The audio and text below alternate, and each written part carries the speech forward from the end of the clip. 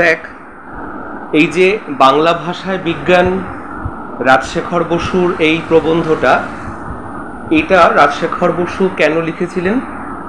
উনি নিজে ছিলেন কেমিস্ট্রির লোক, রসায়ন শাস্ত্রের খুব দিকপাল পণ্ডিত, আবার অসাধারণ গল্প লিখতেন, অভিধান লিখেছেন।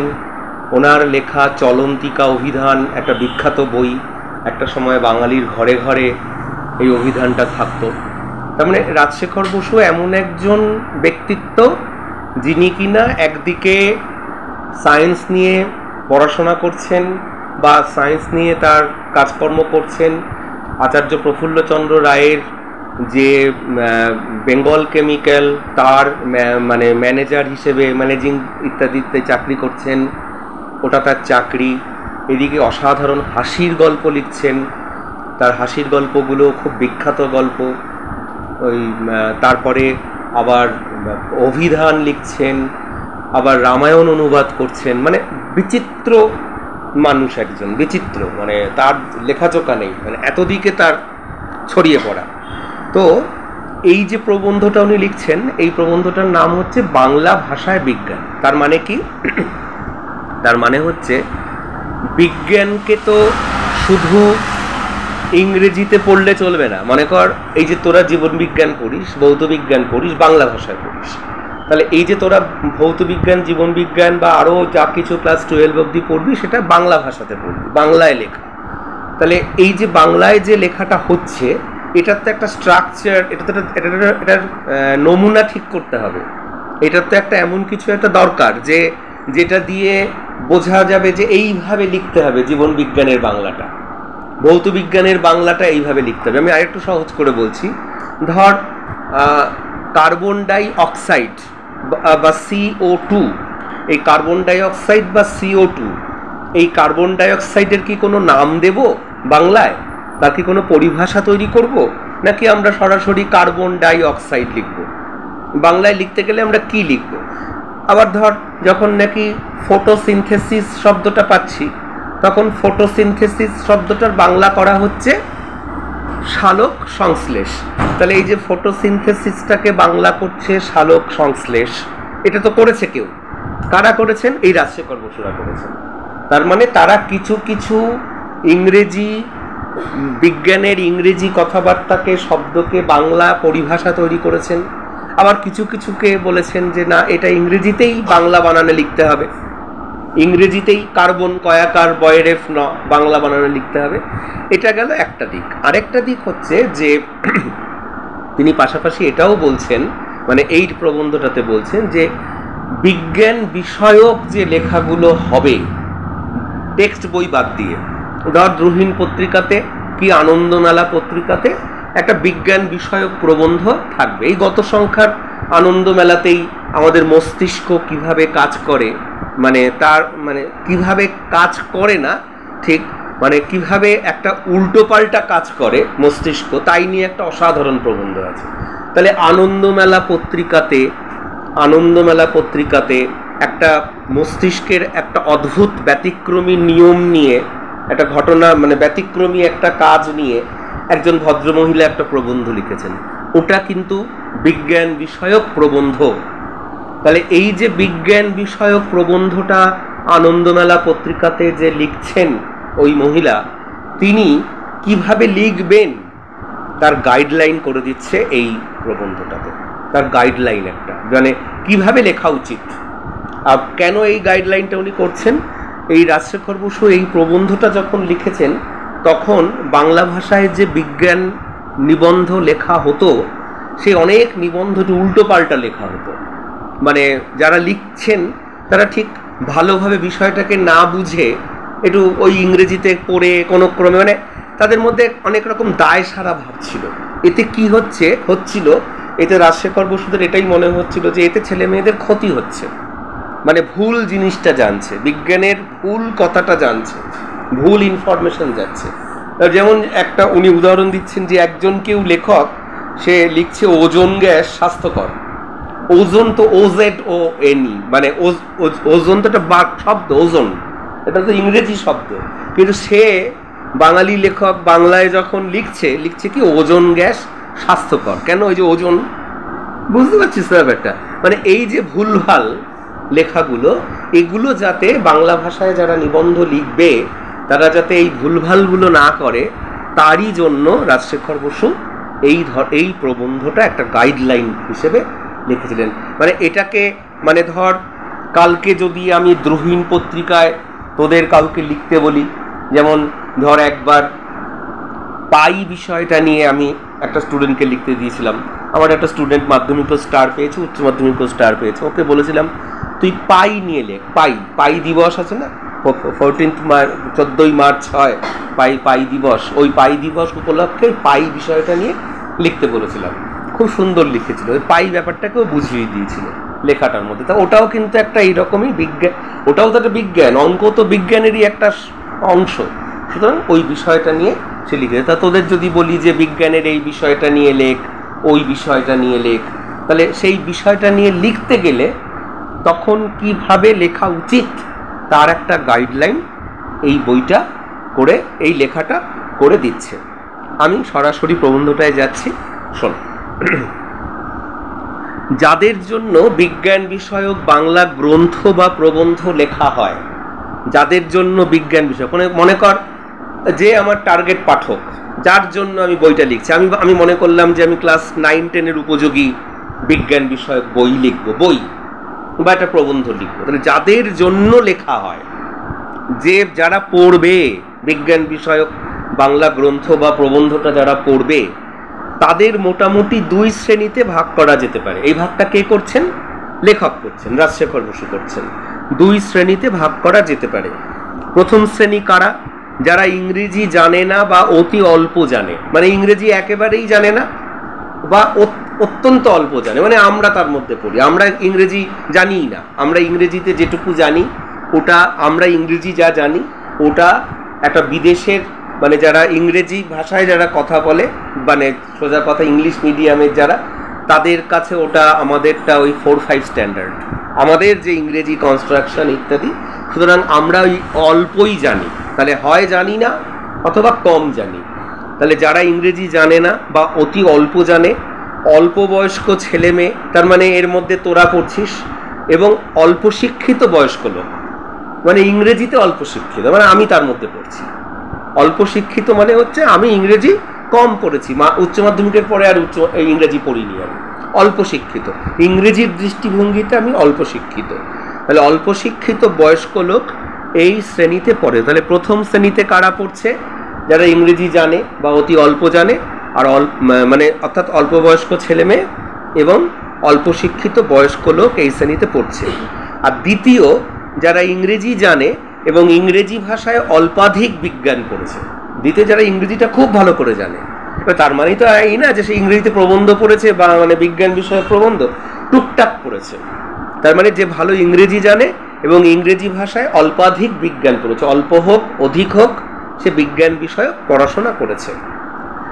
প্রথম শ্রেণীর পাঠকদের বিজ্ঞানের সঙ্গে পরিচয় নেই, গুটিকতক ইংরেজি পারিভাষিক শব্দ হয়তো তারা শিখেছে। প্রথম শ্রেণীর পাঠকদের সুবিধা এখানে কি বলছে? তাদের বিজ্ঞানের সঙ্গে পূর্ব পরিচয় নেই, তারা আগে থেকে বিজ্ঞানটা জানে না, তারা গুটিকতক ইংরেজি পারিভাষিক শব্দ জানে। ইংরেজি পারিভাষিক শব্দ কি? যেমন টাইফয়েড, টাইফয়েড তো একটা জ্বরের নাম, কিন্তু টাইফয়েড শব্দটা জানা মানে তো একটা বিজ্ঞানের কথা জানা। টাইফয়েড জানা মানে তো একটা বিজ্ঞানের শব্দ জানা। যেমন টাইফয়েড, আয়োডিন, এই যে লবণে আয়োডিন থাকে, আয়োডিন সেটা একটা জানা। আয়োডিন, মোটর, ক্রোটন, জেব্রা, তারা এই বিজ্ঞানের এই শব্দগুলো তারা কম বেশি শিখেছে। অনেক রকম স্থূল তথ্য তাদের জানা থাকতে পারে। বিজ্ঞানের অনেক রকম স্থূল তথ্য, স্থূল মানে গোদা তথ্য, মানে ধর অশিক্ষিত লোকও জানে যে এই গাছে এই কালারের ফুল হয়, এটা কিন্তু বোটানির বিষয়, কিন্তু সে গোদা তথ্যটা জানে। একটা অশিক্ষিত লোক বোটানি জানে না, কিন্তু সে জানে তুলসী পাতার রস দিয়ে আমাদের কাশি সারতে পারে, এটা কিন্তু গোদা তথ্য। স্থূল মানে গোদা, মোটা, স্থূল তথ্য। তাহলে অনেক রকম স্থূল তথ্য তাদের জানা থাকতে পারে। কীরকম? যেমন জল আর কর্পূর উবে যায়, জল রেখে দিলে উবে যাবে, বিজ্ঞানের তথ্য। কর্পূর রেখে দিবি এক সময় দেখবি কর্পূরটা নেই, 1 কেজি কর্পূর কিনে রেখে দিলি, পরে দেখলি কর্পূরটা নেই, হাওয়া হয়ে গেছে, কারণ ও উবে যায়। এগুলো হচ্ছে বিজ্ঞানের তথ্য। আরও কি বিজ্ঞানের তথ্য? পিতলের চাইতে অ্যালুমিনিয়াম হালকা, বিজ্ঞানের তথ্য। পিতল ভারী না অ্যালুমিনিয়াম ভারী? পিতল ভারী, বিজ্ঞানের তথ্য। আচ্ছা, লাউ কুমড়ো জাতীয় গাছে 2 রকম ফুল হয়। লাউ গাছে এবং কুমড়ো গাছে, এই ধরনের গাছে 2 রকম ফুল হয়, মানে একটা ফুল থেকে ফল হয়, একটা থেকে হয় না আর কি। তাহলে লাউ আর কুমড়ো জাতীয় গাছে 2 রকম ফুল হয়। এই রকম সামান্য জ্ঞান, এগুলো হচ্ছে সামান্য জ্ঞান। ওই তুলসী পাতার রসে কাশি সেরে যায়, সামান্য বিজ্ঞানের জ্ঞান এগুলো। এগুলো আমরা অনেকেই জানি। এই রকম সামান্য জ্ঞান থাকলেও সুশৃঙ্খল আধুনিক বৈজ্ঞানিক তথ্য তারা কিছুই জানে না। সুশৃঙ্খল আধুনিক বৈজ্ঞানিক তথ্য, স্টেপ বাই স্টেপ তুই ফিজিক্সে যা পড়ছিস, কেমিস্ট্রিতে যা পড়ছিস, সেটা তো সুশৃঙ্খল জানা, স্টেপ বাই স্টেপ, শৃঙ্খলার সঙ্গে এইটার থেকে এইটা, এইটার থেকে এইটা, এটা। আমি আরো সহজ করে বলছি, একটা গাছকে বাইরে রোদে রাখা হলো, আরেকটা গাছকে অন্ধকারে রাখা হলো। 7 দিন বাদে অন্ধকারে রাখা গাছটা মরতে বসবে, আর বাইরে রাখা গাছটা রীতিমতো বেঁচে থাকবে। এগুলো হচ্ছে কি? এগুলো হচ্ছে সুশৃঙ্খল বৈজ্ঞানিক তথ্য। এটাকে বলে সুশৃঙ্খল বৈজ্ঞানিক তথ্য। মানে দুটো একই রকমের গাছকে একই রকমের মাটিতে, একই রকমের টবে, একই রকমের জল দিয়ে শুধু রোদের ফারাকটা করে দিলেই দেখা যাবে একটা গাছ বাঁচছে না, আরেকটা গাছ বাঁচছে। এটা হচ্ছে সুশৃঙ্খল বৈজ্ঞানিক তথ্য। এইগুলো আমরা কিছুই জানি না, আমরা মানে যারা বিজ্ঞান পড়ি না তারা এগুলো জানি না। এই শ্রেণীর পাঠক ইংরেজি ভাষার প্রভাব থেকে মুক্ত। এই যে এই শ্রেণীর পাঠক, যারা এই প্রথম শ্রেণীর পাঠক, ইংরেজি জানে না, বিজ্ঞান পড়েনি, তারা ইংরেজির ভাষার প্রভাব থেকে মুক্ত। সেজন্য বাংলা পরিভাষা আয়ত্ত করে বাংলায় বিজ্ঞান শেখা তাদের সংস্কারের বিরোধী নয়, যেটা আমাদের সবার ক্ষেত্রে হয়েছে। আমরা ইংরেজি পারি না, ইংরেজি জানি না, আমরা বাংলা পরিভাষা শিখে বাংলাতেই বিজ্ঞান পড়েছি, সুতরাং আমরা বাংলাতেই বিজ্ঞানটাকে শিখে নিয়েছি, আমাদের বাংলাতে বিজ্ঞান শিখতে অসুবিধা হয়নি। কিন্তু যে ইংরেজিতে বিজ্ঞান পড়েছে, এখন বাংলা মিডিয়ামে এসে বাংলায় তার যাকে বিজ্ঞান পড়তে হবে, সে বেচারা ফটোসিনথেসিস পড়েছিল, এখন সে দেখছে সেটা সালোক সংশ্লেষ, তখন কিন্তু তার অসুবিধা হবে। আবার আমাদের বাংলা মিডিয়ামের ছেলেমেয়েরা যখন হায়ার স্টাডিজে পড়তে যায় বিজ্ঞান নিয়ে, সেখানে সমস্তটা ইংরেজিতে পড়তে হয়, তখন গিয়ে তাদের অসুবিধা হয়। সুতরাং এক ভাষায় তুমি যদি বিজ্ঞানটা পড়ো, তারপরে তোমাকে যদি আরেক ভাষায় বিজ্ঞান পড়তে হয়, তাহলে তুমি দুটোকে ব্যালেন্স করতে পারবে না। এক ভাষায় বিজ্ঞান শিখলে একরকম, কিন্তু 2 ভাষাতে বিজ্ঞানকে ব্যালেন্স করা সম্ভব না। তাই বলছে সেজন্য বাংলা পরিভাষা আয়ত্ত করে বাংলায় বিজ্ঞান শেখা তাদের সংস্কারের বিরোধী নয়। ছেলেবেলায় আমাকে ব্রহ্মমোহন মল্লিকের বাংলা জ্যামিতি পড়তে হয়েছিল। লেখক বলছেন, ছোটবেলাতে আমি ব্রহ্মমোহন মল্লিকের লেখা বাংলা জ্যামিতি বই পড়েছিলাম, আমার কোনো অসুবিধা হয়নি। কেন অসুবিধা হয়নি? কি অসুবিধা হয়নি এটা উদাহরণ দিচ্ছে। এক নির্দিষ্ট সীমা বিশিষ্ট সরল রেখার ওপর এক সমবাহু ত্রিভুজ অঙ্কিত করিতে হইবে। এই যে সমবাহু, এই যে ত্রিভুজ, নির্দিষ্ট সীমা বিশিষ্ট, সব বাংলা শব্দ।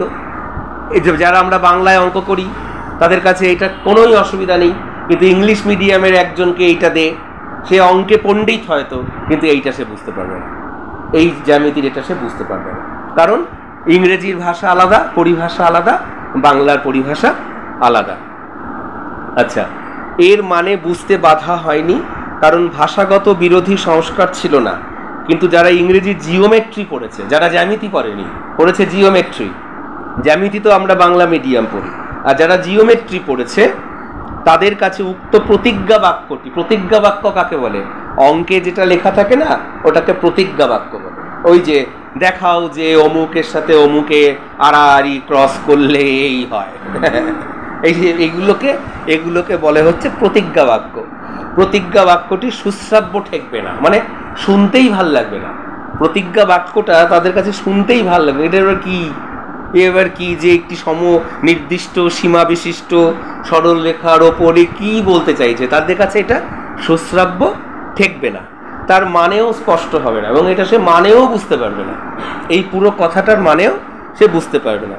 যে লোক আজন্ম ইজার পড়েছে তার পক্ষে হঠাৎ ধুতি পরা অভ্যাস করা একটু শক্ত। ইজার হচ্ছে ওই মানে আমাদের যে প্যান্ট শার্টেরই একটা ভাগ, আগেকার দিনে ব্রিটিশদের পরতো না, ওই যে এরকম একটা ফিতে থাকতো, পেছন দিকে ক্রস করা থাকতো, ওই যে ওগুলো ওই টাইপের জিনিসপত্রগুলোকে ইজার টিজার বলে আর কি। মানে আমি নিজেও তো ইজার কখনো পরিনি। হ্যাঁ, আচ্ছা, যে লোক আজন্ম ইজার পড়েছে তার পক্ষে, মানে যে লোক সবসময় প্যান্ট শার্ট পরছে, ইজার পরছে, তার পক্ষে হঠাৎ করে ধুতি পরা অভ্যাস করা একটু শক্ত। তার পক্ষে হঠাৎ ধুতি, সে হঠাৎ করে তাকে ধুতি পরানো হয়, তাহলে তার জন্য ওই জন্য প্লাস্টিকের দেওয়া ধুতি তৈরি করতে হয়, ওই যে এখন সব পরে নেয় প্যান্টের মতো করে। আজন্ম ইজার পড়েছে তার পক্ষে হঠাৎ ধুতি পরা অভ্যাস করা একটু শক্ত। আমাদের সরকার মানে পশ্চিমবঙ্গ সরকার, এটা রাজশেখর বসু যখন বেঁচে ছিলেন তখনকার লেখা। তার মানে তখনকার যে বঙ্গ সরকার বিধান রায়ের মুখ্যমন্ত্রিত্বের সময়ে তখন থেকেই ডিসিশন নেওয়া শুরু হয়ে গেছিল যে, বা তখনই চালু হয়ে গেছিল যে এই পশ্চিমবঙ্গের সব স্কুলগুলোকে ইংলিশ মিডিয়ামের বদলে বাংলা মিডিয়াম করে দেওয়া হবে, সমস্ত পড়াশোনাটা মাতৃভাষায় করা হবে, মাতৃভাষাতেই সবাই পড়াশোনা করবে। সেই জন্য বলছে আমাদের সরকার ক্রমে রাজকার্যে দেশি পরিভাষা চালাচ্ছেন। তাহলে আমাদের সরকার ক্রমে রাজকার্যে মানে দেশ চালাতে গেলে যে রাজকার্য, এই যে পুলিশ প্রশাসন হেনা টানা সব কিছু রাজকার্য, তাহলে এই রাজকার্যে দেশি পরিভাষা চালাচ্ছেন। একটা উদাহরণ দিলেই বুঝতে পারবি। অশোকনগর পুলিশ স্টেশন, এর বাংলা কি? থানা। তাহলে রাজকার্যে দেশি ভাষা চালানো। আচ্ছা, গেল, থানাটাও বাদ দে। এই যে অফিসারকে বলা হয় কি? আধিকারিক বাংলা শব্দ। তাহলে রাজকার্যে দেশি পরিভাষা মানে হচ্ছে এই যে অফিসারকে আধিকারিক বলা, এগুলো হচ্ছে দেশি পরিভাষা। দেশি পরিভাষা চালাচ্ছেন, তাতে অনেকে মুশকিলে পড়েছেন। কারা মুশকিলে পড়েছেন? যারা ব্রিটিশ আমলে ইংরেজিতে পড়াশোনা করে বড় হয়ে এখন আবার দেশ স্বাধীন হয়েছে, বাংলা মিডিয়ামে সব চালু হচ্ছে, বাংলায় সব হবে, তাদের পক্ষে খুব মুশকিল হয়ে যাচ্ছিল ওই সময়টা। তাতে অনেকে মুশকিলে পড়েছেন, কারণ তাদের নূতন করে শিখতে হচ্ছে, কারণ তারা আবার নূতন করে সব কিছু শিখছে। এতদিনকার যে শিক্ষাটা, সেই শিক্ষাটা তাদের কোনো কাজে লাগছে না। পূর্বোক্ত প্রথম শ্রেণীর পাঠক যখন বাংলায় বিজ্ঞান শেখে তখন ভাষার জন্য তার বাধা হয় না। পূর্বোক্ত প্রথম শ্রেণীর পাঠক যখন বাংলায় বিজ্ঞান শেখে, ওই যে প্রথম শ্রেণীর পাঠক কারা? এটা কিন্তু প্রশ্ন। প্রথম শ্রেণীর পাঠক কারা? যারা বাংলায় বিজ্ঞান শেখে বা যারা ইংরেজি জানে না, ছেলেমেয়েরা বা মানে অল্প বয়সীরা, তারা হচ্ছে প্রথম শ্রেণীর পাঠক। এরা যখন বাংলায় বিজ্ঞান শেখে তখন ভাষার জন্য তার বাধা হয় না, শুধু বিষয়টি যত্ন করে বুঝতে হয়। তোকে সালোক সংশ্লেষ বুঝিয়ে দিলে তুই সুন্দর করে বুঝতে পারবি, বাংলাতেই বুঝতে পারবি। ওই যে গাছের পরীক্ষাটা বললাম, ওটা তুই সহজেই বুঝতে পারবি। আমি যখন ছোটোবেলায় 6, 7, 8 যখন বিজ্ঞান পড়তাম, ওই বিজ্ঞানে একটা কিছু পড়লাম, ওই যে চিরুনি, হ্যাঁ, চিরুনি নিয়ে ওই মাথা আঁচড়াও, তারপরে কাগজ গুঁড়ো গুঁড়ো করো, দেখবে উঠে আসবে, ওই যে বিদ্যুৎ তরঙ্গ, আমি ওগুলো করতাম। মানে ভাল লাগতো করতে, মানে বইতে রয়েছে করে দেখবো না, মানে বুকিশ ছিলাম না তো চিরকাল, মানে ওই বইতে যা আছে তাই লিখে দিয়ে চলে আসবো। ওইটা আছে, ওটা করতাম। গাছেরও করেছি, বুঝতে পারলি তো, গাছেরও করেছি, মানে এইগুলো করতাম। তাহলে এই যে বলছে তাদের বিষয়টি যত্ন করে বুঝতে হয়। পাশ্চাত্য দেশের শিক্ষার্থীর চেয়ে তাকে বেশি চেষ্টা করতে হয় না। পাশ্চাত্য দেশের শিক্ষার্থীর চেয়ে মানে পাশ্চাত্য দেশ মানে ইউরোপ আমেরিকার কথা বলছে। ইউরোপে ইংরেজি মিডিয়ামের একটা ছেলে বা মেয়ে ওই যে চিরুনিতে বিদ্যুৎ আসছে এইটা যেমন সহজে ইংরেজিতে পড়ে শিখে যাচ্ছে, সেরকম বাংলা মিডিয়ামে একটা বাংলা ছেলে বা মেয়ে সে বাংলাতে ওই একই বিজ্ঞানের বিষয়টা সহজেই শিখে যাচ্ছে। পাশ্চাত্য দেশের ছেলেটা বা মেয়েটারও যেমন কোনো অসুবিধা হচ্ছে না বিজ্ঞানটা জানতে, তার ভাষায় সে জেনে নিচ্ছে। আমাদের দেশের ছেলে বা মেয়েরও বাংলা ভাষাতে বিজ্ঞানটা জানতে কোনো অসুবিধা হচ্ছে না, বিজ্ঞানের বিষয়টা সে সুন্দর করে জেনে যাচ্ছে। মানে বিজ্ঞানের বিষয়টা জানতে কোনো অসুবিধা হচ্ছে না, এটাই বলছে। পাশ্চাত্য দেশের শিক্ষার্থীর চেয়ে তাকে বেশি চেষ্টা করতে হয় না। কথাটার মানে বুঝে, পাশ্চাত্য দেশের শিক্ষার্থীও যেমন অল্পেই বুঝে যায়, আমাদের বাংলা মিডিয়ামের ছেলে মেয়েরাও বিষয়টা অল্পেই বুঝে যায়, বাংলা ভাষাতেই বুঝে যায়। কিন্তু দ্বিতীয় শ্রেণীর পাঠক যখন বাংলা ভাষায় লেখা বৈজ্ঞানিক সন্দর্ভ পড়ে, সন্দর্ভ মানে প্রবন্ধ, মানে দ্বিতীয় শ্রেণীর পাঠক, তাহলে কারা? যারা ইংরেজি জানে, যারা অল্প বিস্তর বাংলা ইংরেজিতে বিজ্ঞান পড়েছে, তারা যখন বাংলা ভাষায় লেখা একটা বিজ্ঞান প্রবন্ধ পড়ে, বৈজ্ঞানিক প্রবন্ধ পড়ে, তখন তাকে পূর্ব সংস্কার দমন করতে হয়। পূর্ব সংস্কারটা তার কি ছিল? ইংরেজির প্রতি অতিরিক্ত পক্ষপাত। এই যে ইংরেজিতে আমি সব জানি, এইটা তাকে ভুলে যেতে হয়। তাকে কি করতে হয়? প্রীতির সহিত মাতৃভাষার পদ্ধতি আয়ত্ত করিতে হয়। তাকে ভালোবেসে মাতৃভাষাতে যে বাংলাটা লেখা হয়েছে, বিজ্ঞান প্রবন্ধটা লেখা হয়েছে, সেইটা তাকে আবার আয়ত্ত করতে হয়। তাকে সেই যদি তখন ইংরেজির পক্ষপাত দেখায়, তাতে তার চলবে না। মানে ইংরেজি জ্ঞান দিয়ে তার বাংলা প্রবন্ধ সে পড়তে পারবে না।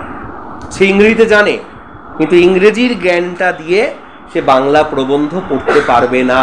একই বিষয়ের প্রবন্ধ সে পড়তে পারবে না। তাকে বাংলার প্রতি ভালোবাসা দেখিয়ে, প্রীতি দেখিয়ে, তাকে ওই, এখানে বাংলা মানে মাতৃভাষার কথা বলা হচ্ছে, মাতৃভাষার পদ্ধতি যেটা, সেটা তাকে আয়ত্ত করতে হয়। এই কারণে পাশ্চাত্য পাঠকের তুলনায় তার পক্ষে একটু বেশি চেষ্টা আবশ্যক। তাহলে পাশ্চাত্য পাঠকের তুলনায় কথাটার মানে কি? যে বাংলা মিডিয়ামে বাংলা প্রবন্ধ পড়ছে তার কোনো কষ্ট নেই, সে সালোক সংশ্লেষ সুন্দর জেনে গেছে। যে ইউরোপে বসে ইংরেজি মিডিয়ামে ফটোসিনথেসিস শিখেছে, তারও কোনো অসুবিধা নেই, সে শিখে গেছে। কিন্তু যে আগে ফটোসিনথেসিস পড়েছে, এখন তাকে সালোক সংশ্লেষের প্রবন্ধ দেওয়া হয়েছে, এ বেচারার সব থেকে বেশি কষ্ট। কারণ তাকে ওই পুরনো ফটোসিনথেসিস সব ভুলে গিয়ে তাকে নতুন করে সমস্ত বাংলায় ব্যাপারটাকে জেনে তারপরে তাকে এই বাংলা প্রবন্ধটা পড়তে হয় এবং তাকে বুঝতে হয়। এই জন্য তার একটু বেশি চেষ্টা করতে হয়। তোকেও যে চেষ্টা করতে হচ্ছে না, টম জেরিকেও যে চেষ্টা করতে হচ্ছে না, কিন্তু ওই মাঝখানের যে জন, তাকে অনেক বেশি চেষ্টা করতে হচ্ছে বাংলা বৈজ্ঞানিক প্রবন্ধটা পড়বার জন্য। বাংলা ভাষায় বিজ্ঞান চর্চায় এখনো নানা রকম বাধা আছে। এবারে এটা লেখক যে সময় লিখেছিলেন সে সময়ের সত্য, এখনো সত্য। আমরা এগোইনি, কথা আমরা এগোইনি খুব একটা, এটা আমাদের দুর্ভাগ্য। এটা অন্তত 70 বছর 80 বছর আগের লেখা, 70 কেন, এটা অন্তত 80 বছর আগের লেখা একটা প্রবন্ধ। এই 80 বছর আগের লেখা প্রবন্ধ থেকে আমরা খুব বেশি এগোইনি। উনি বক্তব্যটা কি বলছেন? বাংলা ভাষায় বিজ্ঞান চর্চায় এখনো নানা রকম বাধা আছে। বাংলা ভাষায় বিজ্ঞান চর্চা করা খুব একটা সোজা ব্যাপার না, বাধা আছে। কারণ প্রথম বাধা কি? বাংলায় পারিভাষিক শব্দ প্রচুর নেই, মানে সবেরই পারিভাষিক শব্দ। ওই যে সালোক সংশ্লেষ পারিভাষিক শব্দ, কার্বন ডাই অক্সাইডের পারিভাষিক শব্দ নেই, অক্সিজেনের পারিভাষিক শব্দ নেই, মিথেনের পারিভাষিক শব্দ নেই। এবার আমি সোজা সোজা উদাহরণ দিয়ে বলছি। তাহলে এরকম তো তাহলে আরও কঠিন যে সমস্ত ইংরেজি বিজ্ঞান নির্ভর শব্দ, তার তো পরিভাষা নেই। তাহলে বাংলা ভাষায় বিজ্ঞান চর্চা করার মুশকিল হচ্ছে পরিভাষা নেই, পারিভাষিক শব্দ অনেক নেই। অনেক বৎসর পূর্বে বঙ্গীয় সাহিত্য পরিষদের সঙ্গে সংশ্লিষ্ট কয়েকজন বিদ্যোৎসাহী লেখক নানা বিষয়ে পরিভাষা রচনা করেছিলেন। বঙ্গীয় সাহিত্য পরিষদ কোথায় রয়েছে?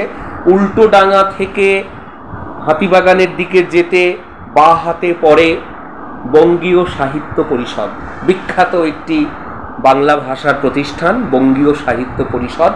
এর সম্পর্কে আমি তোদের ক্লাস 11-এ বলবো, কারণ বঙ্গীয় সাহিত্য পরিষদের কথা ক্লাস 11-এ তোদের পড়তে হবে, জানতে হবে, তখন বলবো। এই বঙ্গীয় সাহিত্য পরিষদে যারা তখনকার দিনে যুক্ত ছিলেন, তখনকার দিনে মানে এটা মনে কর বঙ্গীয় সাহিত্য পরিষদের প্রথম সভাপতি খুব সম্ভবত রামেন্দ্র সুন্দর ত্রিবেদী, খুব সম্ভবত, আমি তথ্যগুলো নিয়ে বসিনি তো তাই আন্দাজে বলে যাচ্ছি, কিন্তু রামেন্দ্র সুন্দর ত্রিবেদী ছিলেন। রামেন্দ্র সুন্দর ত্রিবেদী হচ্ছেন একজন বিজ্ঞান লেখক, বাংলা ভাষায় একজন অন্যতম বিজ্ঞান লেখক। রবীন্দ্রনাথও সভাপতি ছিলেন এই বঙ্গীয় সাহিত্য পরিষদের। সুতরাং এদের সময়ে, এই রামেন্দ্র সুন্দরদের সময়ে একটা চেষ্টা হয়েছিল কি, ইংরেজি বিজ্ঞান বিষয়ক শব্দের বাংলা পরিভাষা তৈরি করা। বঙ্গীয় সাহিত্য পরিষদের পক্ষ থেকে এই চেষ্টাটা হয়েছিল। আচ্ছা, কয়েকজন বিদ্যোৎসাহী লেখক, এই বিদ্যোৎসাহী কথাটার মানে কি? বিদ্যায় উৎসাহী। এরা কিন্তু এই মাধ্যমিক পাশ করতে হবে বলে বই পড়ে না, ওই জন্য না, কিন্তু এমনি পড়াশোনা করে। আমি অবশ্যই একজন বিদ্যোৎসাহী মানুষ, অবশ্যই একজন বিদ্যোৎসাহী, মানে পড়াশোনাটা, বিদ্যা চর্চাটা আমি ভালোবাসি এবং বিদ্যায় উৎসাহী, তাই বিদ্যোৎসাহী। তাই বলছে কয়েকজন বিদ্যোৎসাহী লেখক নানা বিষয়ের পরিভাষা রচনা করেছিলেন। তারা বেশ কিছু বিষয়ের পরিভাষা রচনা করেছিলেন, কিন্তু ওরা একটা গন্ডগোল করেছিল। এই বঙ্গীয় সাহিত্য পরিষদের যে বিদ্যোৎসাহীরা, তারা কি করেছিল, তাদের উদ্যোগের এই ত্রুটি ছিল যে উদ্যোগ মানে উদ্যোগ, উদ্যোগকে আমি শঙ্খ ঘোষের মুখেও শুনেছি উদ্যোগ বলতে, বানানটাও উদ্যোগই লেখেন। তাহলে তাদের উদ্যোগের বা উদ্যোগের এই ত্রুটি ছিল যে তারা একযোগে কাজ না করে স্বতন্ত্রভাবে করেছিলেন। কথাটার মানে কি? তারা একসঙ্গে কাজটা করেননি, আলাদা আলাদা। মানে কিরকম? তোরা মনে কর সবাই বিদ্যোৎসাহী, তোরা মনে কর সবাই বিদ্যোৎসাহী, এবারে তোকে বলা হলো তুই কিছু পরিভাষা তৈরি কর, তুই কিছু পরিভাষা, এবার তুইও অক্সিজেনের পরিভাষা তৈরি করছিস, তুইও করছিস। এইটা ভুল হয়ে গেছিল। ও একরকম বললো, ও একরকম। এটা দরকার ছিল কি, সবাই মিলে বসে একসঙ্গে করা, যে আসুন আমরা তাহলে এখন ঠিক করি অক্সিজেনের বাংলা পরিভাষাটা কি করব। এবার তুই একটা বললি, ও একটা বললো, ও একটা বললো, তিনটের মধ্যে দেখা গেল এই ঘরে যে আমরা কয়েকজন বসে আছি সব থেকে বেশি ভোট পড়লো এইটা, তখন অক্সিজেনের নামটা ওইটা করে দেওয়া হয়। বুঝতে তো? এইটা হচ্ছে সঠিক পদ্ধতি, সবার মতামত নিয়ে।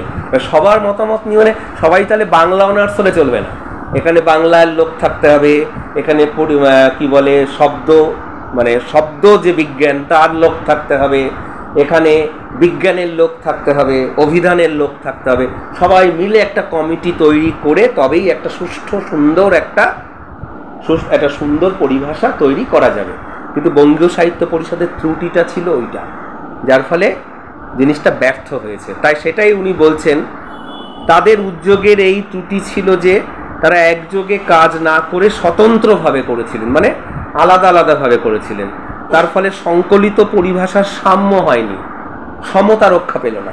যে পরিভাষা সংকলন হলো কিন্তু ঠিক সাম্য রক্ষা হলো না, কেমন যেন কারোরটা কঠিন বেশি, কারোরটা সহজ বেশি, মানে একটা উদ্ভট হলো সোজা কথা। একই ইংরেজি সংজ্ঞার বিভিন্ন প্রতিশব্দ রচিত হয়েছে, একটাই ইংরেজি শব্দ তার নানা রকম বাংলা, ওরটাও রাখা হয়েছে, ওরটাও রাখা হয়েছে, ওরটাও রাখা হয়েছে, যার ফলে নানা রকমের উল্টোপাল্টা পরিভাষা তৈরি হয়েছে। কিন্তু 1936 সালে কলিকাতা বিশ্ববিদ্যালয় যে পরিভাষা সমিতি নিযুক্ত করেছিলেন, তাতে বিভিন্ন বিজ্ঞানের অধ্যাপক, ভাষা তত্ত্বজ্ঞ, সংস্কৃতজ্ঞ পণ্ডিত এবং কয়েকজন লেখক একযোগে কাজ করেছিলেন। ওই যেটা বললাম যে এই এত ধরনের লোকগুলোকে আনতে হবে। কাদের আনা হয়েছে? বিজ্ঞানের অধ্যাপক, ভাষাতত্ত্বের লোক, সংস্কৃতের জ্ঞানী পণ্ডিত, কয়েকজন লেখক, এরা সবাই মিলে একযোগে কাজ করেছিলেন। এই 1936 সালে এই যে কাজটা হয়েছিল, এই কাজটা হওয়ার পেছনে সব থেকে বড় যার অবদান তিনি হচ্ছেন রবীন্দ্রনাথ ঠাকুর। রবীন্দ্রনাথ কলকাতা বিশ্ববিদ্যালয়ের তৎকালীন উপাচার্য হচ্ছেন এই যে শ্যামাপ্রসাদ, ডক্টর শ্যামাপ্রসাদ মুখোপাধ্যায়, আশুতোষ মুখোপাধ্যায়ের ছেলে, যে শ্যামাপ্রসাদ মুখোপাধ্যায় বিজেপি দলটার প্রতিষ্ঠাতা, সেই শ্যামাপ্রসাদকে উনি বারবার করে নক করছিলেন, বারবার চাপ দিচ্ছিলেন এটা করার দরকার, কলিকাতা বিশ্ববিদ্যালয় এই দায়িত্ব নিক। তখন শ্যামাপ্রসাদ মুখোপাধ্যায় এই যে কমিটিটা তৈরি করলেন পরিভাষা তৈরির, তার সভাপতি কাকে রেখেছিলেন? এই রাজশেখর বসুকে। এই রাজশেখর বসুই তার সভাপতি ছিলেন। তিনি সেটা নিজে এখানে উল্লেখ করছেন না যে আমি সে সময় সভাপতি ছিলাম, কারণ তখন ফেসবুকের যুগ ছিল না যে না সবার আগে নিজের নামটা বলবে। উনিই কিন্তু তার সভাপতি ছিলেন। এবং এই যে কলকাতা বিশ্ববিদ্যালয় যে কাজটা করেছিল, খুব মেথডিক্যালি, খুব বিজ্ঞানসম্মতভাবে করেছিল, সুন্দর হয়েছিল, কিন্তু অল্প হয়েছিল, বেশি বড় হয়নি। রবীন্দ্রনাথ খুব অ্যাপ্রিসিয়েট করেছিল। আবার এই যে তারা কাজটা করেছিলেন, এর তো কিছু ত্রুটিও হয়েছিল। সেই ত্রুটি নিয়ে এই রাজশেখর বসুকে না, প্রথমে সুনীতি কুমার চট্টোপাধ্যায়কে একটা চিঠি লিখেছিলেন একজন বিখ্যাত ব্যাকরণবিদ, পরবর্তীকালে তিনি ব্যাকরণবিদ হন, তখন তিনি জাস্ট স্কুলের টিচার। তার নাম হচ্ছে কি, ভুলে গেলাম নামটা। আচ্ছা, তার নামটা হচ্ছে, আমার ওই বাড়িতে তার তার ছবিওয়ালা বই রয়েছে এক্ষুনি, মনীন্দ্র কুমার ঘোষ। তার নাম মনীন্দ্র কুমার ঘোষ। তিনি সুনীতি কুমার চ্যাটার্জিকে চিঠিটা লিখেছিলেন। তিনি আসলে প্রথমে চিঠিটা লিখেছিলেন রবীন্দ্রনাথকে। রবীন্দ্রনাথ তখন বলেছিল যে ওই কমিটিতে যারা আছেন তাদেরকে লিখতে, তখন সুনীতি কুমার চট্টোপাধ্যায়কে লিখেছিলেন। এই মনীন্দ্র কুমার ঘোষের ছেলেই হচ্ছে শঙ্খ ঘোষ, যার কবিতা আয়ারও বেদে বেদে থাকি তোরা পড়ছিস। আচ্ছা, তাহলে কি বলছে, কয়েকজন লেখক একযোগে কাজ করেছিলেন, তার ফলে তাদের চেষ্টা অধিকতর সফল হয়েছে।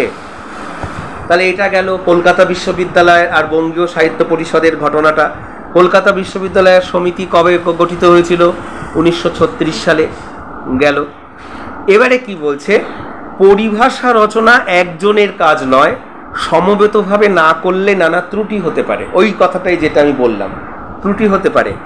কলিকাতা বিশ্ববিদ্যালয়ের সংকলন খুব বড় নয়। কলকাতা বিশ্ববিদ্যালয়ের যে সংকলনটা করেছিল সেটা খুব বড় নয়, আরও শব্দের প্রয়োজন আছে এবং তার জন্য উপযুক্ত ব্যবস্থা করা আবশ্যক। তারই সভাপতিত্বে হয়েছে। তিনি বলছেন ওখানে আরও শব্দ দেওয়া উচিত, কিন্তু এর জন্য উপযুক্ত ব্যবস্থাগুলো নেওয়া দরকার। কিন্তু দরকার মতন বাংলা শব্দ পাওয়া না গেলেও বৈজ্ঞানিক রচনা চলতে পারে, এটা রাজশেখর বসু আমাদেরকে নির্দেশ দিচ্ছেন বা পরামর্শ দিচ্ছেন। দরকার মতো বাংলা শব্দ যদি পাওয়া নাও যায়, তাহলে ওই যে ইংরেজি শব্দটা পেয়েছি যে সেটারই বাংলা বানান করে কাজ চালানো যেত। যেমন আমরা এখন অক্সিজেন লিখি, অকয়শয় রশ্মি জয়কান্ন, ওই রকম বাংলা বানান করে চালানো যেতে পারে। যতদিন উপযুক্ত ও প্রামাণিক বাংলা শব্দ রচিত না হয়, ততদিন ইংরেজি শব্দই বাংলা বানানে চালানো ভালো। যতদিন উপযুক্ত ও প্রামাণিক বাংলা শব্দ, মানে উপযুক্ত শব্দ দরকার, যা খুশি তাই না, উপযুক্ত বাংলা শব্দ, প্রামাণিক। প্রামাণিক মানে যে হ্যাঁ এটাই সব থেকে, এটাই প্রমাণ যে এটাই সব থেকে সুন্দর শব্দ, এটা প্রমাণ করা যাচ্ছে। প্রামাণিক, প্রামাণিক তো টাইটেল না। প্রামাণিক যতক্ষণ না হচ্ছে, বাংলা শব্দ রচিত না হয়, ততদিন ইংরেজি শব্দই বাংলা বানানে চালানো ভালো। ওই যতক্ষণ না তৈরি করা যায় ততক্ষণ এটাই ভালো। বিশ্ববিদ্যালয় নিযুক্ত সমিতি বিস্তর ইংরেজি শব্দ বজায় রেখেছেন। কলকাতা বিশ্ববিদ্যালয়ে যে সমিতিটা তৈরি করেছিল, তারা প্রচুর ইংরেজি শব্দ রেখে দিয়েছে, বাংলা করার চেষ্টা করেনি। ইংরেজিটাই রেখে দিয়েছে, বিস্তর রেখে দিয়েছে। তারা বিধান দিয়েছিলেন যে নবাগত রাসায়নিক বস্তুর ইংরেজি নামই বাংলা বানানে চলবে। নবাগত রাসায়নিক বস্তু, একটা কেমিস্ট্রি কিছু একটা আবিষ্কার হলো, নতুন এলো মার্কেটে, সেটাকে নতুন একটা বাংলা শব্দ দিয়ে তৈরি না করে ওটা ওই ইংরেজি নামই চালানো ভালো।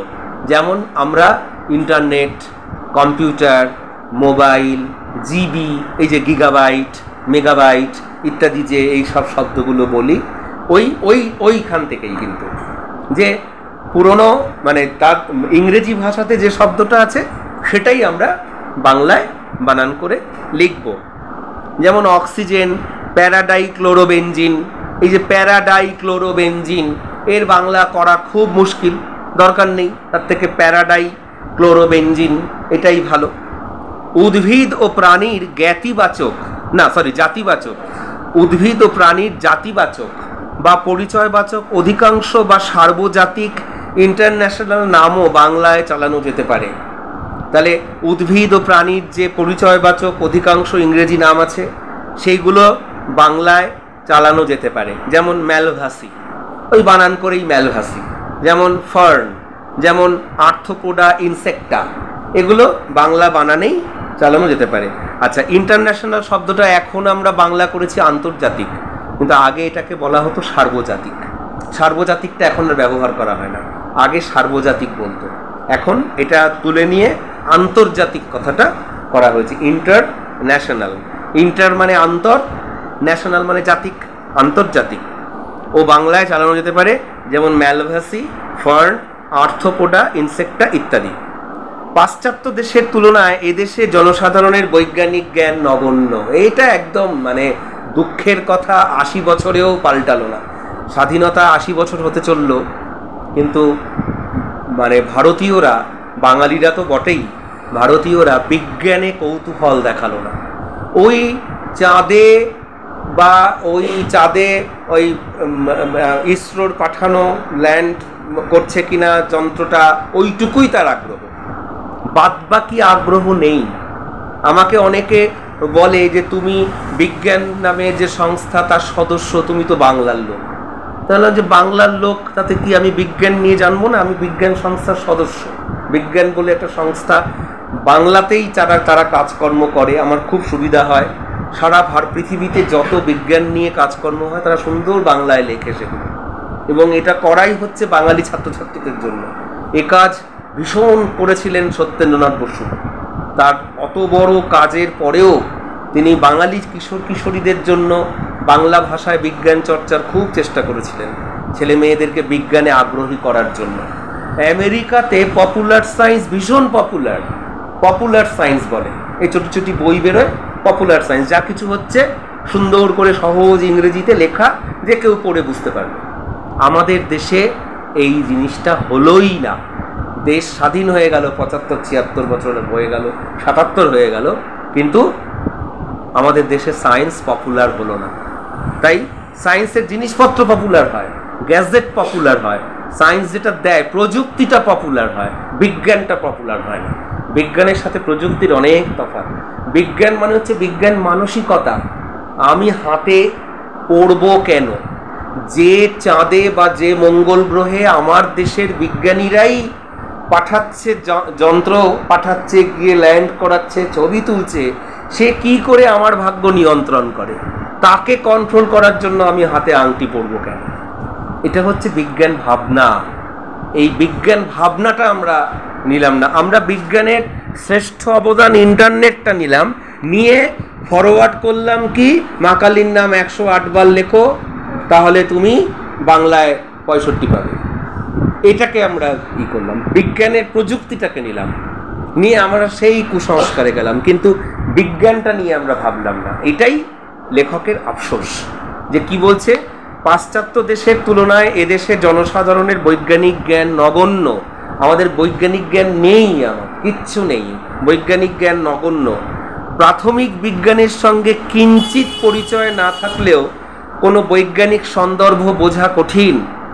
কেউ যদি প্রাথমিক বিজ্ঞানটা না জানে, প্রাইমারি সায়েন্স যেটা, সেটা যদি না জানে, কিঞ্চিত পরিচয় না থাকে, তাহলে তাকে কোনো বৈজ্ঞানিক সন্দর্ভ বোঝানো যাবে না। সন্দর্ভ মানে প্রবন্ধ, বৈজ্ঞানিক প্রবন্ধ তাকে বোঝানো যাবে না। ইউরোপ আমেরিকায় পপুলার সায়েন্স লেখা সুসাধ্য। আমি আনন্দমেলা পত্রিকার সম্পাদককে রিকোয়েস্ট করেছি, সামনে 7ই আগস্ট MS স্বামীনাথনের 100 পূর্তি হচ্ছে, আমাকে একটা লেখার সুযোগ দিন। কে এই স্বামীনাথন? ইনি হচ্ছে, একে বলা হয় ভারতের কৃষি বিপ্লবের একজন জনক, স্বামীনাথন। অথচ পাঠ্যপুস্তকে এর সম্পর্কে যেটুকু আছে তার বাইরে আমাদের যারা জীবন বিজ্ঞান পড়ায় তারা কিছু জানে না। অথচ আমার ঘরে স্বামীনাথন সম্পর্কে অন্তত 3টে বই রয়েছে। তাহলে এইটাকে বলছি আমি পপুলার সায়েন্স। এটার মধ্যে আমার কোনো ক্রেডিট নেই। আমি আমেরিকায় জন্মালে আমি এমনি এটা পড়তাম, কিন্তু আমার ছাত্রছাত্রীদেরকে আমি কিন্তু উৎসাহী করতে পারলাম না। এত বছর ধরে পড়ালাম, কিন্তু উৎসাহী করতে পারলাম না, বিজ্ঞান বিষয়ে উৎসাহী করতে পারলাম না। আমি স্বামীনাথন নিয়ে পড়তে চাইছি বাংলার লোক হয়ে, অথচ সায়েন্স নিয়ে পড়ছে যে, তাকে আমি স্বামীনাথন নিয়ে পড়াতে পারবো না। এটাই দুর্ভাগ্য। লেখক এই কথাটাই বলছেন যে ইউরোপ আমেরিকায় পপুলার সায়েন্স লেখা সুসাধ্য এবং সাধারণ এটা সহজেই বোঝে, সাধারণ মানুষ সহজেই পপুলার সায়েন্স বুঝতে পারে। কিন্তু আমাদের দেশের বর্তমান অবস্থা তেমন নয়। ওটা বর্তমান অবস্থা 80 বছর আগে বলেছিল, আর এটা বর্তমানেও বলা হচ্ছে। আমাদের দেশে বর্তমান অবস্থা তেমন নয়। বয়স্কদের জন্য যা লেখা হয় তাও প্রাথমিক বিজ্ঞানের মতন গোড়া থেকে না লিখলে বোধগম্য হয় না। বয়স্কদের জন্য যা লেখা হয়, মানে আমার মতো বুড়োদের জন্য যা লেখা হয়, তাও প্রথম থেকে লিখতে হয়। মানে বিষয়টাকে প্রথম থেকে বুঝিয়ে না দিলে ওই পরের কঠিন জায়গাটা গিয়ে বুঝতেই পারবো না। তাই বলছে প্রাথমিক বিজ্ঞানের মতন গোড়া থেকে না লিখলে বোধগম্য হয় না। জনসাধারণের জন্য যারা বাংলায় বিজ্ঞান লেখেন তারা এ বিষয়ে অবহিত না হলে তাদের লেখা জনপ্রিয় হবে না। জনসাধারণের জন্য যারা বাংলায় বিজ্ঞান লেখেন, প্রচুর বই আছে বাংলাতে জনসাধারণের জন্য লেখা। বিজ্ঞানীদের জন্য বিজ্ঞানীরা লেখেন, সায়েন্সের লোকেদের জন্য সায়েন্সের লোকেরা লেখেন, তার ব্যাপারটাই আলাদা, সেসব আমরা মানে দাঁতও বসাতে পারবো না। কিন্তু জনসাধারণের জন্য যে বাংলা যারা লেখেন তাদেরকে কি বিষয়ে অবহিত হতে হবে, এই বিষয়টা যার জন্যই লেখো না কেন তোমাকে শুরু করতে হবে গোড়া থেকে। গোড়া থেকে না লিখলে এদেশের কোনো পাঠক সেই বিষয়টা সম্পর্কে কিচ্ছু বুঝতে পারবে না। অবশ্য কালক্রমে এদেশে বিজ্ঞান শিক্ষার বিস্তার হলে এই অসুবিধা দূর হবে। আহারে বেচারা মরে গেছেন, জানেন না যে কিছুই হয়নি। কালক্রমে এদেশে বিজ্ঞান শিক্ষার বিস্তার হলে এই অসুবিধা দূর হবে। ৭৫ বছরেও বিজ্ঞান শিক্ষা যখন বিস্তার হয়নি, শেষ পর্যন্ত যখন ইনস্টাগ্রামে ওই ব্রেকআপের খবরই দেওয়া হবে, হ্যাঁ, আর এনগেজের খবরই দেওয়া হবে, সুতরাং এদেশে আর বিজ্ঞান শিক্ষার বিস্তার এ জীবনে আর হবে না। কারণ আমাদের দেশের ছেলে মেয়েরা, কিশোর কিশোরীরা, মা বাবারা ওই শেষ পর্যন্ত ওই প্রেম প্রীতি ভালোবাসাটাই বোঝে, আর কিছুই বোঝে না। আর ওই দুর্গা পুজোয় নাচতে জানে, বিভিন্ন পুজোয় নাচতে জানে, আর কিছুই জানে না। ধর্ম নিয়ে যত লাফালাফি করে তার সিকিভাগও করে না বিজ্ঞান নিয়ে। এই যারা সায়েন্স নিয়ে পড়তে ইচ্ছুক বা যাদের বাবা মায়েরা বলছে সায়েন্স নিয়ে পড়তে হবে, তারা কেন ওই চাকরির জন্য, সায়েন্স জানার জন্য সায়েন্স কেউ পড়তে চায়ও না, বা তাদের সেই বোধ বুদ্ধিটাও নেই। তাই বলছে বাংলায় বিজ্ঞান লেখেন তারা এই বিষয়ে অবহিত না হলে তাদের লেখা জনপ্রিয় হবে না। অবশ্য কালক্রমে এদেশে বিজ্ঞান শিক্ষার বিস্তার হলে এই অসুবিধা দূর হবে, কিন্তু এই অসুবিধা ইহকালে আর দূর হলো না।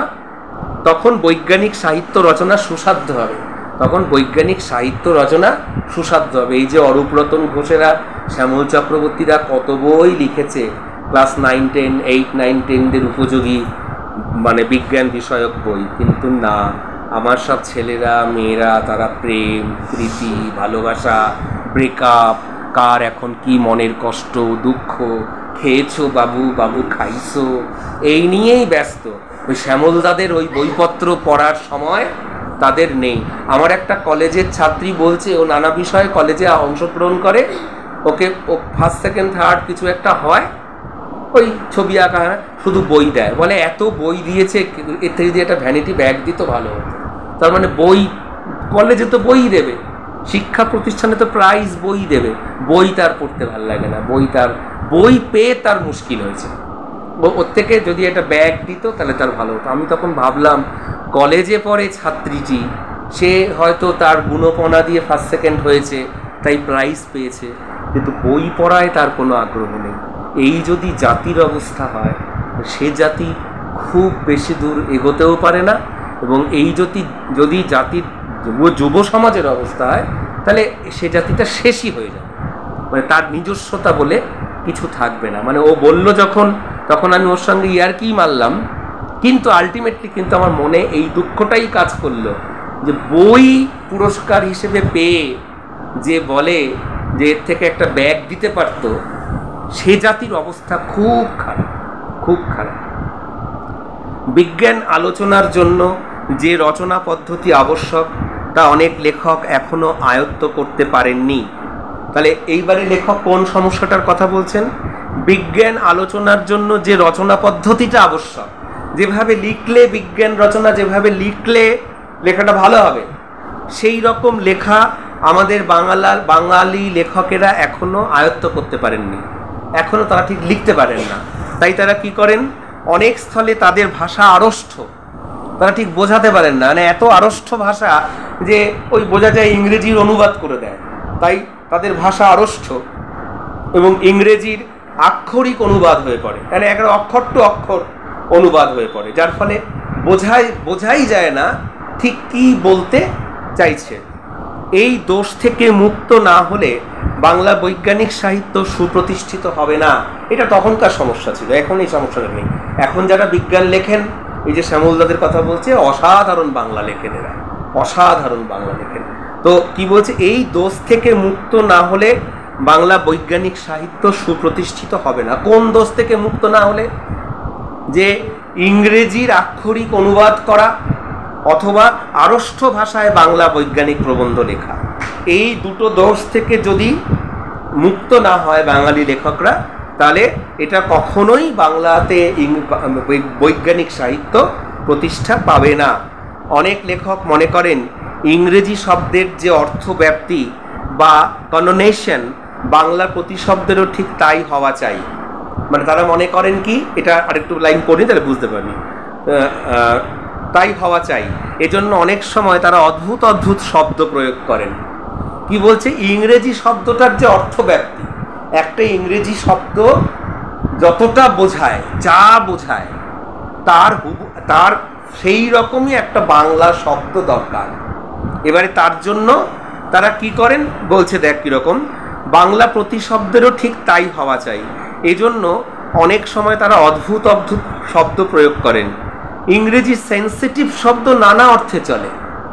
এই যে সেন্সিটিভ কথাটা নানা অর্থে ইংরেজিতে ব্যাপ্তি, নানা অর্থে চলে। মানে কি, সেন্সিটিভ শব্দটার বিশাল ব্যাপ্তি, এক এক জায়গায় সেন্সিটিভ শব্দটা এক এক রকম ভাবে প্রয়োগ করা যায়। যেমন সেন্সিটিভ পার্সন, যেমন সেন্সিটিভ পার্সন কি না, স্মৃতি খুব সেন্সিটিভ পার্সন।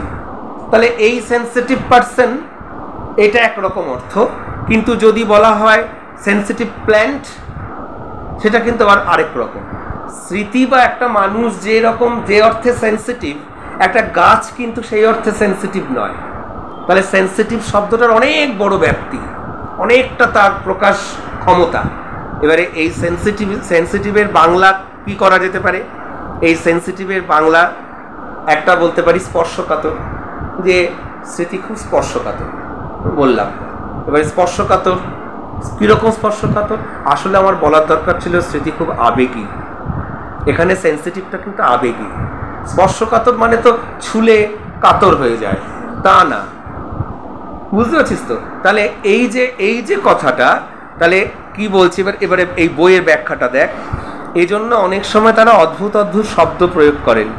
ইংরেজি সেন্সিটিভ শব্দ নানা অর্থে চলে, যেমন sensitive person, wound, plant, balance, photographic paper. এগুলো আগে সেন্সিটিভ বিশেষণটা বসানো যায়। বাংলায় এর অর্থভেদে কি কি লিখব? যদি পার্সনে হয় তাহলে অভিমানী, আমি তখন আবেগী বলেছি, কথাটা তো প্রায় একই, অভিমানী। উন্ড মানে ব্যথাপ্রবণ, সেন্সিটিভ উন্ড মানে ব্যথাপ্রবণ। তারপরে প্ল্যান্ট, এই যে প্ল্যান্ট কথাটা কোন অর্থে বলছে? গাছ। তাহলে এখানে কি উত্তেজী, সেন্সিটিভ প্ল্যান্ট মানে উত্তেজী, সহজেই তার মধ্যে কিছু প্রক্রিয়া, এই বিক্রিয়া হয়। আচ্ছা, তারপরে সেন্সিটিভ ব্যালেন্স, এখানে তার বাংলা কি করব? সুবেদী। আবার সেন্সিটিভ পেপার, ফটোগ্রাফিক পেপার, এটা কি? সুগ্রাহী, মানে যে পেপারটা, যে কাগজটা সহজেই জল শোষণ করে নিচ্ছে, সে হবে কি? সুগ্রাহী, ইংরেজিতে সেন্সিটিভ। তাহলে এই যে আলাদা আলাদা সেন্সিটিভের ব্যবহার, তাহলে আলাদা আলাদা বলা উচিত। কিন্তু সেন্সিটিভের বাংলা যখনই আমাদের বাঙালি লেখকেরা বিজ্ঞান লিখতে গিয়ে করছেন, কি লিখছেন? স্পর্শকাতর কাগজ, স্পর্শকাতর গাছ, স্পর্শকাতর, বুঝতে পারছিস তো? মানে এরকম ভাবে চলবে না, আলাদা আলাদা, মানে যে অর্থে সেন্সিটিভটা বসানো হয়েছে উপযুক্ত বাংলা শব্দ তার জন্য বসাতে হবে। সবকটাতে ওই স্পর্শকাতর স্পর্শকাতর স্পর্শকাতর লিখলে চলবে না। ওই স্পর্শকাতর লিখলে তখন বোঝানো যাচ্ছে না ঠিক কি অর্থে বিজ্ঞান প্রবন্ধটা লেখা হয়েছে। বোঝা গেল কথাটা? আচ্ছা, সেন্সিটাইজ পেপারের অনুবাদ স্পর্শকাতর কাগজ অতি উৎকট। সেন্সিটাইজ পেপারের বাংলা অনুবাদ যদি কেউ করে স্পর্শকাতর কাগজ, এমন কাগজ স্পর্শকাতর, হ্যাঁ স্পর্শকাতর কাগজ হতেই পারে। তোর টিস্যু পেপার একটু শক্ত হলো, তুই এবারে জল পাচ্ছিস না, বাথরুমে গেছিস, টিস্যু পেপারটা নিয়েছিস, শক্ত, এবারে তোর হয়ে গেল, আঁচড়ের দাগ পড়ে গেল, হ্যাঁ সেটা আলাদা কথা। স্পর্শকাতর কাগজ অতি উৎকট, কিন্তু তা কেউ কেউ লিখে থাকেন। সুগ্রাহী কাগজ লিখলে ঠিক হয়। সব থেকে ভালো বাংলা কি হবে? সুগ্রাহী কাগজ। অনেক লেখক তাদের বক্তব্য ইংরেজিতে ভাবেন এবং যথাযথ বাংলা অনুবাদে প্রকাশ করবার চেষ্টা করেন। এটাও একটা ভুল পদ্ধতি। ভাবলাম বাংলায়, তারপর সেটাকে ইংরেজিতে অনুবাদ করছি, এটা লেখার পদ্ধতি হতে পারে না। আমি যখন ইংরেজিতে লিখব তখন ইংরেজিতেই ভাবব, যখন বাংলায় লিখব তখন বাংলাতেই ভাবব। একটা ভাষায় ভাবছি আর একটা ভাষায় লিখছি। ওই তোরা মাঝে মাঝে জিজ্ঞাসা করিস না, এটার এই শব্দটা কি হতে পারে, এইটার কি মানে এই ইংরেজি শব্দটার কি বাংলা হতে পারে। ওটা হচ্ছে ভাবছিস ইংরেজিতে, লেখার চেষ্টা করছিস বাংলায়, তার জন্য ব্যাপারটা উল্টো পাল্টা হয়ে যায়। তাই বলছে অনেক লেখক তাদের বক্তব্য ইংরেজিতে ভাবেন এবং যথাযথ বাংলা অনুবাদে প্রকাশ করবার চেষ্টা করেন। এতে রচনা উৎকট হয়। এতেও রচনা শুনতে পড়তে ভাল লাগে না, উৎকট লাগে। The atomic engine has not even reached the blueprint stage. এটা একটা ইংরেজি বিজ্ঞান ভাষার প্রবন্ধ line. The atomic engine has not, এই অ্যাটমিক ইঞ্জিন কি? ওই যে ইঞ্জিনটা মানে কি বলছে, পরমাণু ইঞ্জিন নীলচিত্রের অবস্থাতেও পৌঁছায়নি। এটা তো কথাটা তা না। পরমাণু ইঞ্জিন মানে ইঞ্জিনটা চলবে পরমাণু শক্তিতে। এই যে কথাটা অ্যাটমিক ইঞ্জিন, পরমাণু ইঞ্জিন কি? পরমাণু ইঞ্জিনের নকশা পর্যন্ত এখনো প্রস্তুত হয়নি। এটা হচ্ছে সঠিক অনুবাদ। কি আমি এটা একটু ভালো করে বুঝিয়ে দিচ্ছি। দেখ, the atomic engine has not even reached the blueprint stage. কথাটার মানে কি? পরমাণু ইঞ্জিন নীলচিত্রের অবস্থাতেও পৌঁছায়নি। এটা হচ্ছে বোকা বোকা অনুবাদ। নীলচিত্র মানে কি? নীল ছবি মানে ব্লুপ্রিন্ট। ব্লুপ্রিন্ট কথাটা তো আলাদা মানে আছে। এখানে তুই যদি ব্লুপ্রিন্ট নীল চিত্র করিস তাহলে তো ব্যাপারটা বোকা বোকা লাগছে। তাহলে কি বলছে? পরমাণু ইঞ্জিন নীল চিত্রের অবস্থাতেও পৌঁছায়নি। আসলে ব্লুপ্রিন্টের আমরা বাংলা করি নকশা। ব্লুপ্রিন্ট কথাটার বাংলা হচ্ছে নকশা, পরিকল্পনা। এই যে বাড়ি করবার সময় পৌরসভায় ব্লুপ্রিন্ট জমা দিতে হয়, বাড়ির নকশাটা জমা দিতে হয়। তাহলে ব্লুপ্রিন্টের খাঁটি বাংলা হচ্ছে নকশা। তাহলে পরমাণু ইঞ্জিন এখনো নকশা পর্যন্ত প্রস্তুত হয়নি। পরমাণু ইঞ্জিনের এখনো পর্যন্ত নকশা মানে ব্লুপ্রিন্ট পর্যন্ত প্রস্তুত হয়নি। তাহলে এটা হচ্ছে সুন্দর অনুবাদ। আর এটার আক্ষরিক অনুবাদ কি? পরমাণু ইঞ্জিন নীলচিত্রের অবস্থাতেও পৌঁছায়নি। এটা দিয়ে কিভাবে বোঝানো যাবে? কিন্তু পরমাণু ইঞ্জিনের এখনো নকশা পর্যন্ত তৈরি হয়নি। এটা দিয়ে কিন্তু বোঝানো যাচ্ছে যে পরমাণু ইঞ্জিন এখনো পর্যন্ত ব্লুপ্রিন্ট পর্যন্ত তৈরি করা সম্ভব হয়নি।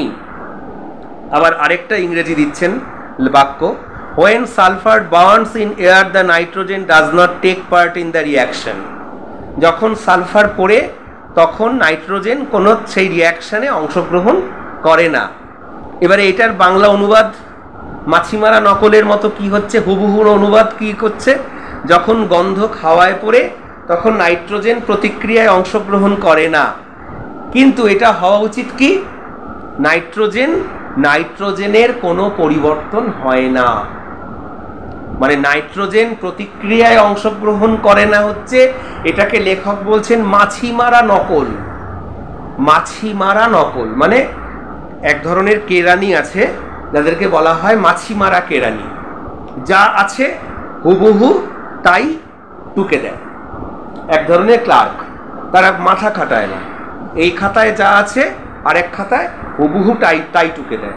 এদেরকে বলা হয় মাছিমারা কেরানি, মাছিমারা ক্লার্ক। তাহলে এই মাছিমারা নকল মানে হচ্ছে এইটা, যে ওইখানে রয়েছে কি? ওইখানে ইংরেজি কথাটা হোয়েন সালফার বার্নস, যখন সালফার পড়ে ইন এয়ার বাতাসে, তখন the nitrogen does not take part in the reaction. তখন নাইট্রোজেন সেখানে কোনো প্রতিক্রিয়ায় অংশগ্রহণ করে না। এইটা মাছিমারা নকল। কিন্তু এটার আসল সুন্দর বাংলা হওয়া উচিত কি? যখন গন্ধক হাওয়ায় পড়ে তখন নাইট্রোজেনের কোনো পরিবর্তন হয় না।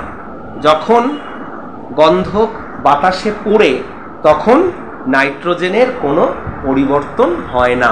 এটা হচ্ছে সঠিক সুন্দর বাংলা অনুবাদ। এইটা মাছিমারা নকল না, কিন্তু ওইটা মাছিমারা নকল। অনেকে মনে করেন পারিভাষিক শব্দ বাদ দিয়ে বক্তব্য প্রকাশ করলে রচনা সহজ হয়। অনেকে আবার মনে করেন কি পারিভাষিক শব্দ বাদ দিয়ে যদি আমি আমার বক্তব্যটা প্রকাশ করি, পারিভাষিক শব্দ মানে কি, ওই যে পারিভাষিক যে শব্দগুলো, ওগুলো বাদ দিয়ে যদি আমি আমার বিজ্ঞান বিষয়ক রচনাটা লিখি তাহলে বক্তব্যটা অনেক সহজ হবে। এই ধারণা পুরোপুরি ঠিক নয়। স্থান বিশেষে পারিভাষিক শব্দ বাদ দেওয়া চলে। যেমন অমেরুদণ্ডীর বদলে লেখা যেতে পারে যেসব জন্তুর শির দ্বারা নেই। মানে অমেরুদণ্ডী এই কথাটা হচ্ছে একটা পারিভাষিক শব্দ, এটা না লিখে আমি লিখলাম যেসব জন্তুর শির দ্বারা নেই তারা অমেরুদণ্ডী বাদ দিয়ে তারা এই কাজগুলো করে। কিন্তু আলোক তরঙ্গ এইটা হচ্ছে একটা পারিভাষিক শব্দ, আলোক তরঙ্গ, এইটার বদলে যদি আমরা লিখি আলোর কাঁপন বা আলোর নাচন, হ্যাঁ, তাহলে সেটা কিছুমাত্র সহজ হয় না। তাহলে আলোক তরঙ্গ এটা সঠিক একটা সুন্দর শব্দ, এর বদলে সহজ করে আলোর নাচন, আলোর কাঁপন, এটা চলতে পারে না। পরিভাষার উদ্দেশ্য ভাষার সংক্ষেপ।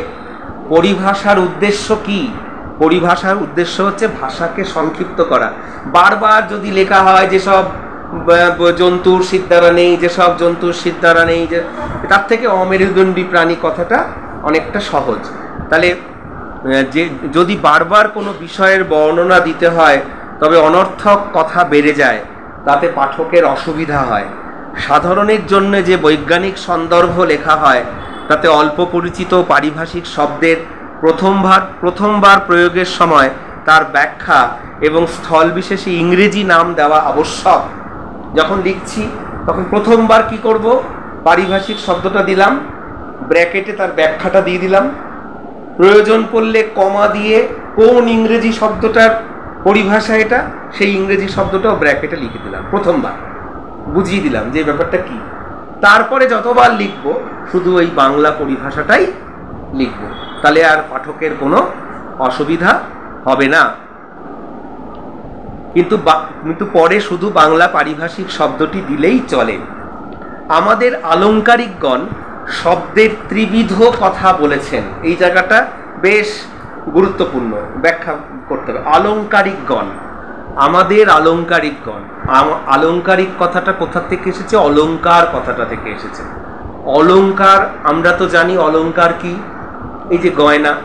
আচ্ছা, তেমনি সাহিত্যে, ভাষায়, সাহিত্যে অলংকার আছে। কিরকম? ধর, যদি একজন কবি লিখতেন যে ভোরবেলার সূর্যটা লাল হয়ে উদিত হচ্ছে, আমাদের শুনতে যতটা রোমাঞ্চ হচ্ছে, যখন কবি লিখলেন জবা কুসুম শঙ্কাশ্যপ্যং মহাধূতিং, যখন লিখলেন তখন কি লিখছেন তিনি? জবা কুসুমের মতো লাল বর্ণ সূর্য তুমি উদিত হচ্ছ। এই যে জবা কুসুম, এই যে জবা ফুলের মতো লাল কথাটা বলা হলো, তাহলে ওই লাল সূর্যটা তো জবা ফুল নয়, কিন্তু লাল সূর্যটা কিরকম? জবা ফুলের মতো লাগছে, শুনতে ভালো লাগছে না? এই যে এটাকে বলে অলংকার।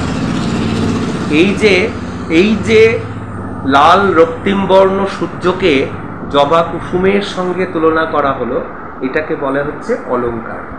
তাহলে এই ধর আরো সহজ করে বই, ধর একজন কাউকে বলল, কোনো একজন, একটা ছেলে একটা মেয়েকে বলল, ও তোমাকে পুরো ক্যাটরিনা কাইফের মতো লাগছে, দ্যাটস কল অলংকার। তার সাথে তুলনা করা হচ্ছে, ক্যাটরিনা কাইফের সঙ্গে তুলনা করা হচ্ছে। মানে ক্যাটরিনা কাইফ যেমন সুন্দর, ওই যে উপমেয় উপমান পড়েছিস না, ওই আর কি কাজ, ওই যে পদ্মমুখী, পদ্মের মতো মুখ যা, তাই এগুলো হচ্ছে অলংকার। এগুলোকে বলা হয় হচ্ছে অলংকার।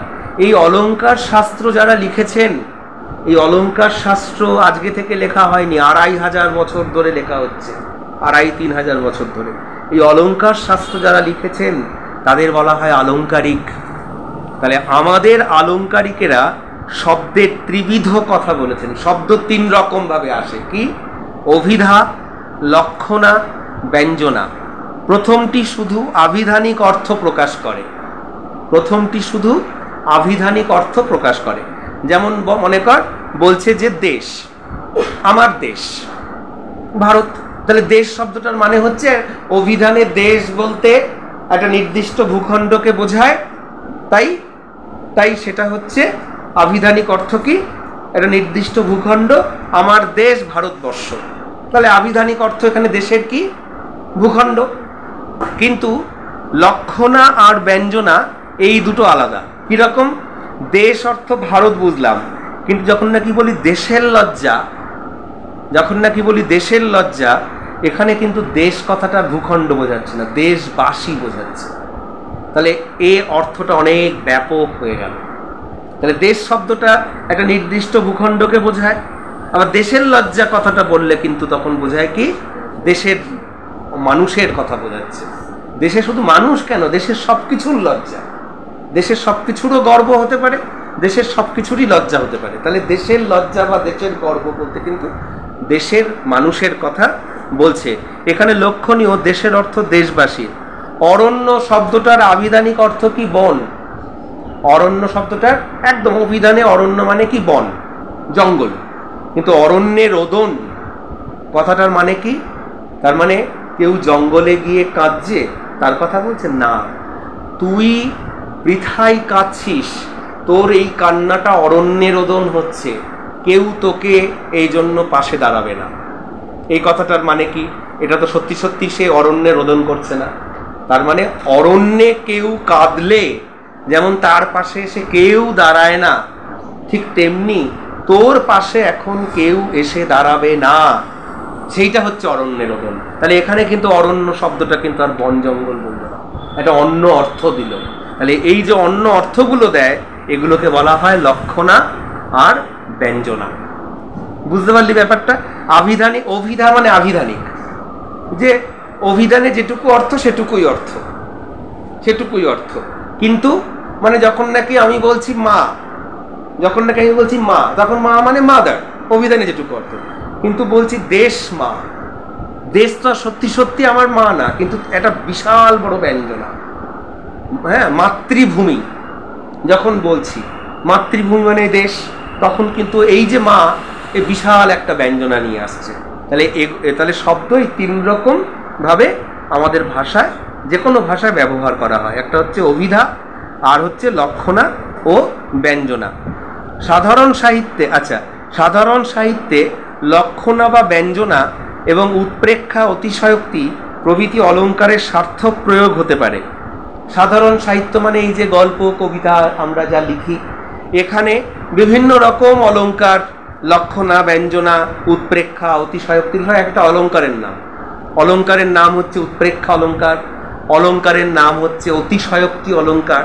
অতিশয়োক্তি অলঙ্কার মানে কি? অতিশয়োক্তি অলঙ্কার মানে হচ্ছে অতিরিক্ত প্রশংসা করে কিছু বলা। অতিশয়োক্তি প্রশংসাও হতে পারে, নিন্দাও হতে পারে। আমাদের সুভাষিস স্যার অসাধারণ বাংলা পড়ায়, এই কথাটা অতিশয়োক্তি। আবার আমাদের সুভাষিস স্যার জঘন্য বাংলা পড়ায়, এটাও অতিশয়োক্তি। মানে এই যে অতিশয়োক্তিও একটা অলঙ্কার, কিন্তু বুঝতে পারছিস তো?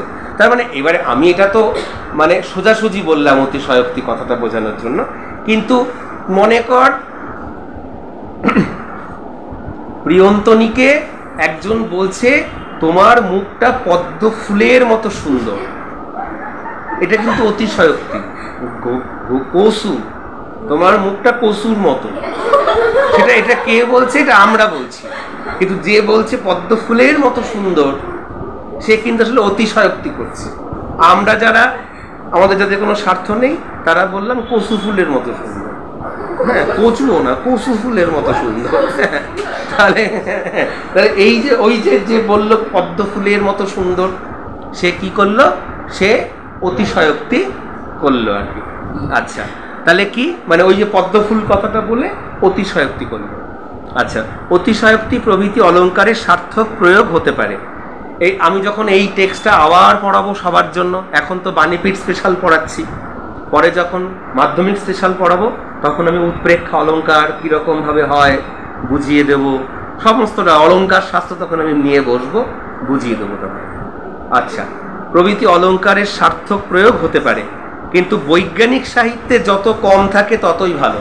বৈজ্ঞানিক সাহিত্যে যদি এবারে এই ধরনের অলঙ্কার থাকে তাহলে খুব মুশকিল। বৈজ্ঞানিক সাহিত্য হতে হবে খুব স্ট্রেট কাট, মানে ওই রকম, মানে এই কেমিক্যালের সাথে এই কেমিক্যাল মেশানোর পর যেন গোলাপ ফুলের পাপড়ির মতো এরকম ওসব লেখা যাবে না, বুঝতে পারলি তো?